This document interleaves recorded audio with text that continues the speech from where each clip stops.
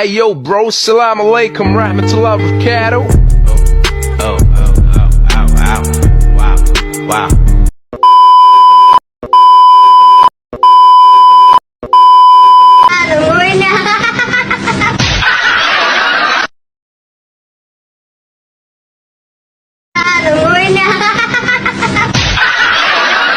Hanya Allah yang tahu bagaimana perasaan aku sakit. Sakitnya perasaan aku ni. Siapa yang tahu? Siapa tahu? Aku marah dengan kau. Siapa yang buat aku ni?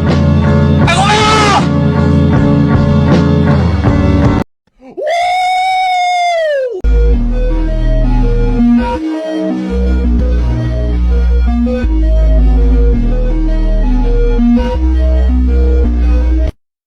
Let's go.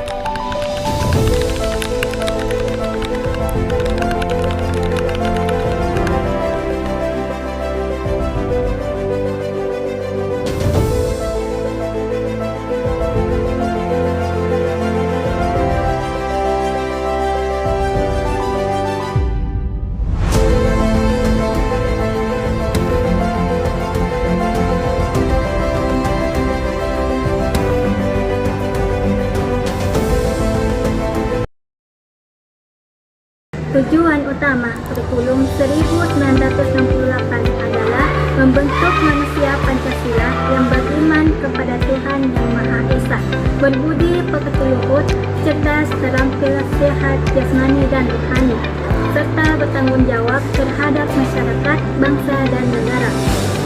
Pendidikan dipandang sebagai sarana untuk membentuk generasi antara pengetahuan, sikap, dan keterampilan. Selain meningkatkan kemampuan akademik peserta didik, kurikulum ini juga menekankan pentingnya pembentukan karakter. Nilai-nilai seperti disiplin, kerja keras, gotong royong, dan rasa tanggung jawab ditanamkan melalui berbagai kegiatan pembelajaran. Dengan demikian, peserta didik diharapkan mampu menjadi individu yang berguna bagi dirinya sendiri maupun bagi masyarakat. Kurikulum 1968 merupakan kurikulum yang diterapkan pada masa Orde Baru sebagai penyempurnaan dari kurikulum 1964. Kurikulum ini disusun untuk menyesuaikan sistem pendidikan dengan arah kebijakan pemerintah yang baru setelah terjadinya perubahan politik di Indonesia. Fokus utama kurikulum ini adalah membentuk manusia Indonesia yang berjiwa Pancasila dan memiliki karakter yang sesuai dengan cita-cita bangsa. Pembinaan Jiwa Pancasila merupakan salah satu kelompok materi yang paling penting dalam kurikulum 1968. Materi ini bertujuan menanamkan nilai-nilai Pancasila sebagai dasar kehidupan berbangsa dan bernegara melalui pembelajaran pendidikan agama, pendidikan moral Pancasila, dan pendidikan kewarganegaraan.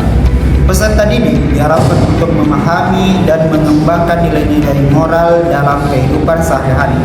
Selain memberikan pemahaman tentang hak dan kewajiban sebagai warga negara, materi ini juga bertujuan menumbuhkan sikap toleransi, rasa persatuan, dan cinta tanah air.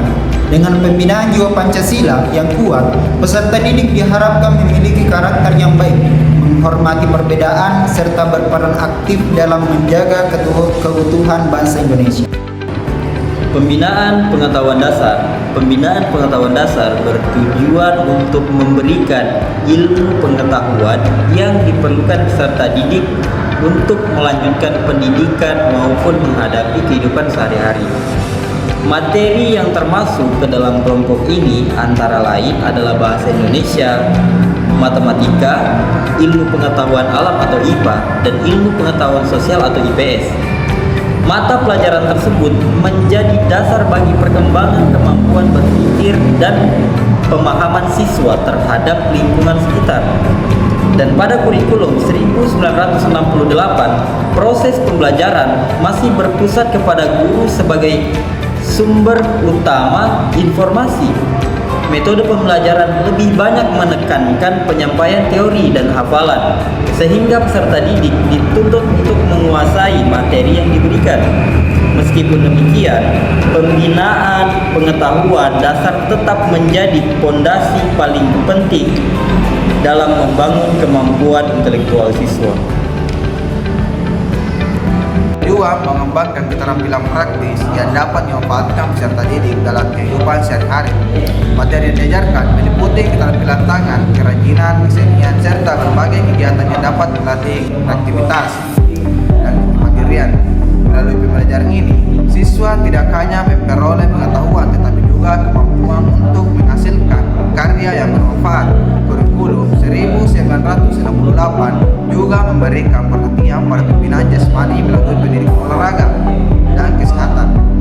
Kegiatan ini bertujuan menjaga kebugaran tubuh, meningkatkan kesehatan, serta menanamkan sikap disiplin dan sportivitas. Dengan adanya pembinaan keterampilan dan jasmani, peserta didik diharapkan berkembang secara seimbang, baik dari segi kemampuan, kreativitas, maupun kesehatan fisik.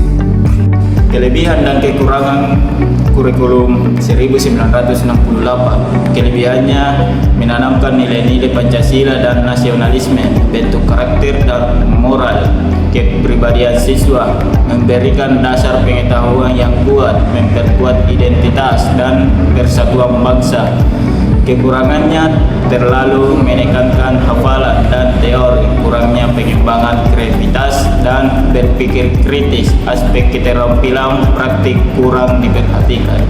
Pembelajaran cenderung berpusat pada guru, penekanan ideologi yang kuat membatasi keberagaman pandangan.